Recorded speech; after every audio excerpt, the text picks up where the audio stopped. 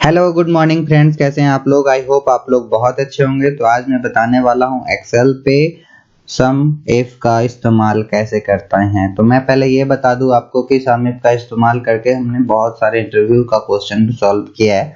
आप लोग को भी इंटरव्यू में ये सम इफ वाला यूज आ ही जाएगा। तो चलिए सबसे पहले मैं चलता हूँ अपने एक्सेल पे।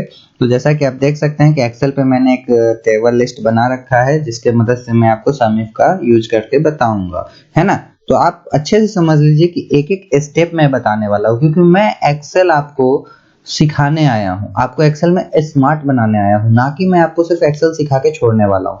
तो आपको एक्सेल सीखने के लिए ना स्टेप समझनी बहुत जरूरी है, कहाँ क्या लगेगा, क्योंकि फॉर्मूला में एक मिस्टेक आपका पूरा फॉर्मूला को डमाडोल कर देगा। तो चलिए चलते हैं, मैंने एक्सेल पे आज क्या क्या करना है वो बताते हैं।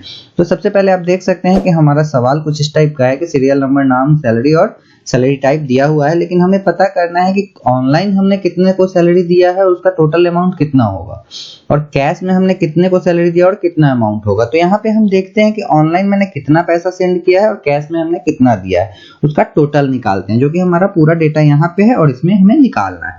तो फॉर्मूला निकालने से पहले मैं बता दूं कि सम इफ तो पहले ही बता चुका हूं कि मैं सम इफ के मदद से निकालने वाला हूं। तो चलिए सबसे पहले उसके लिए क्या करते हैं। तो सबसे पहले हम सेल को सिलेक्ट करने के बाद देते हैं इक्वल टू। इक्वल टू देने के बाद हमारा सबसे पहला काम होता है लिखना SUM। आप लिखोगे sum SUM sum if. Sum if लिखने के बाद आप करोगे ब्रैकेट ओपन। अब कहता है रेंज।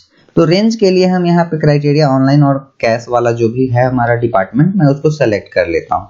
सेलेक्ट करने के बाद एक चीज और है यहाँ पे, वो ये है कि आप कॉमा देके आगे बढ़ सकते हैं, लेकिन यहाँ पे एक चीज हमें और करना है, इसको लॉक करना है। तो लॉक करने का भी तरीका है कि आप उस क्राइटेरिया को सेलेक्ट करें और F4 के मदद से क्लिक करेंगे तो आपका दोनों जो है हो जाएगा ऑप्शन। अगला है हमारा कॉमा देना है। कॉमा देने के बाद हमारा अगला कह रहा है क्राइटेरिया जो है वो होगा इन्वर्टेड कॉमा में। तो इन्वर्टेड कॉमा में मैंने क्राइटेरिया क्या दे दिया है, हमें ऑनलाइन वाला ही चाहिए। तो ऑनलाइन हमने यहाँ पे लिख भी देना है। ऑनलाइन लिखने के बाद फिर मैं इन्वर्टेड कॉमा क्लोज कर दूंगा। इन्वर्टेड कॉमा को आप अच्छे से समझिए कि शिफ्ट के साथ इन्वर्टेड कॉमा दबाना है, आपको सीधे दो बार इन्वर्टेड कॉमा नहीं दबाना है, ठीक है ना।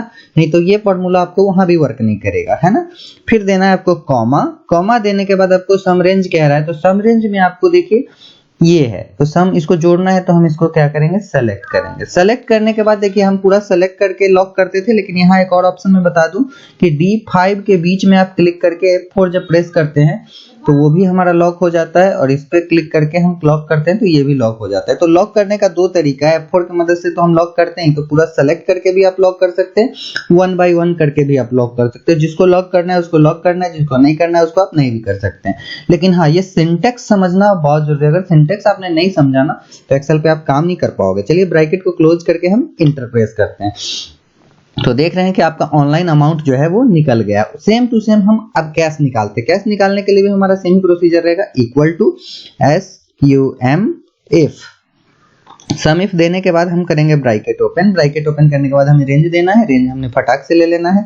रेंज लेने के बाद कॉमा देना है। अब देखिए यहाँ पे मैं सेलेक्ट करके नहीं करता हूँ, यहाँ पे मैं 1 करके ही क्या करता हूँ, सेल को लॉक करता हूँ, है ना। तो यहाँ आपने देखा मैंने दो बार सेलेक्ट किया और दोनों को लॉक कर दिया। कॉमा के बाद हमें क्राइटेरिया कहते हैं, क्राइटेरिया हम इन्वर्टेड कॉमा में लेंगे कैश। कैश कैश लिखने के बाद फिर मैं इन्वर्टेड कॉमा क्लोज करूंगा। ये चीज आप याद रखिएगा, क्लोज करना है, और क्लोज करने के बाद जो है आपको देना है कॉमा। कॉमा के बाद आपको फिर से क्राइटेरिया जो कहना है सम रेंज, वो फिर से ले लेना है। लेने के बाद आपको कर देना है फिर इसको लॉक, क्योंकि हमको इसके आगे नहीं लेना है। अगर आगे लेना होता तो हम इसको ओपन छोड़ देते। चलिए F4 से हम क्या करते हैं, दोनों को कर देंगे यहाँ पे लॉक। लॉक करने के बाद जब है हम यहाँ पे ब्रैकेट क्लोज करके एंटर प्रेस करते हैं, तो हमारा जो कैश अमाउंट है हमने इतना दिया है और ऑनलाइन जो हमने इतना दिया, यानी कि हमारा जो इसका पूरा टोटल होगा वो इसका टोटल होगा। तो चलिए मैं इसका पूरा टोटल निकालता हूँ।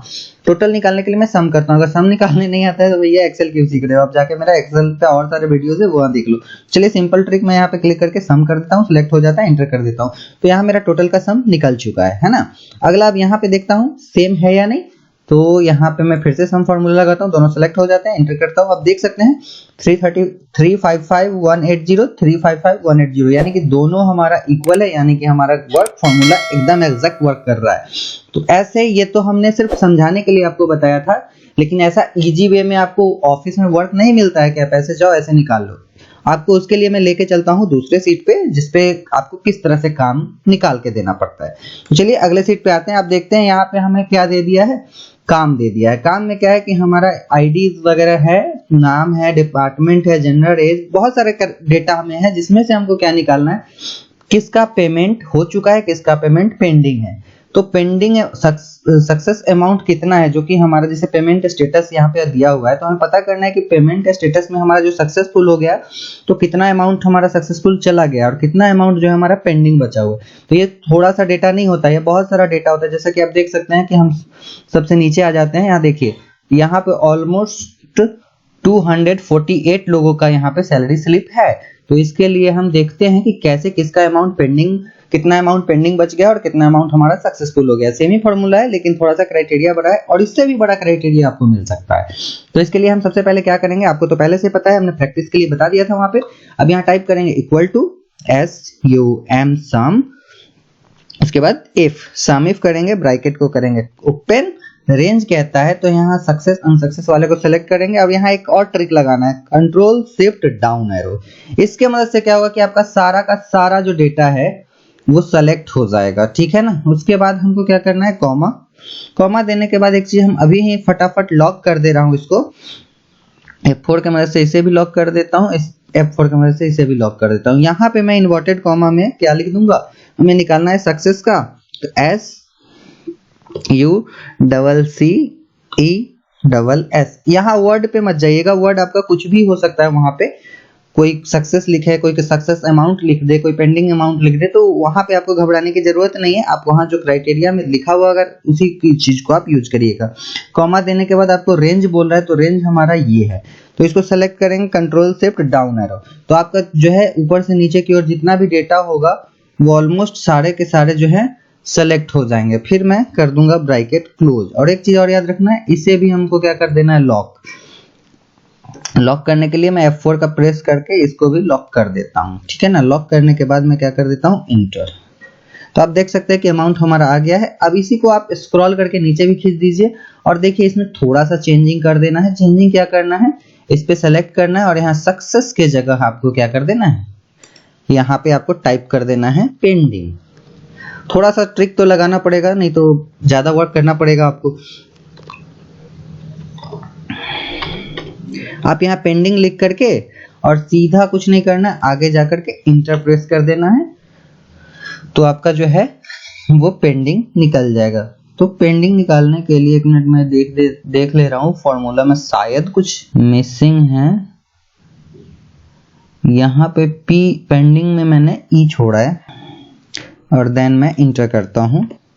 तो आप देख सकते हैं एक भी अगर वर्ड मिस्टेक होता है तो आपने कैसा देखा कि मैंने बस एक P के E के जगह A टाइप किया तो मेरा फॉर्मूला वर्क नहीं किया। लेकिन घबराना नहीं, क्योंकि हमें तो पता था कि मैंने एक बार चेक कर लिया क्या मिस्टेक किया था। लेकिन आपने अगर ऐसा कुछ मिस्टेक किया तो देखिएगा पूरा गड़बड़ हो जाएगा। इसीलिए आपको एक एक स्टेप ध्यान से रखना है।